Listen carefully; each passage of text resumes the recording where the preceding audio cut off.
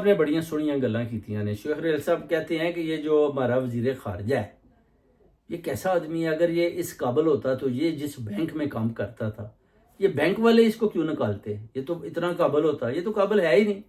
وزیر خارجہ اور باتیں کس چیز کی کرتا ہے کہ لوگوں پر الزام لگاتا ہے, خان صاحب کے اوپر الزام لگاتا ہے, ادھر ادھر لوگوں کی باتیں کرتا ہے. مگر اس کو تو چاہیے کہ اپنا کوئی بات کرے, ٹینک کی کرے, کوئی ہیلی کاپٹر کی, کوئی جہاز کی, جو منسٹری اس کو دی گیا. کہتا ہے آج تک اس نالائق آدمی نے کبھی ٹینک کی, ہیلی کاپٹر کی, کسی چیز کی, ہوائی جہاز کی بات تو کی نہیں.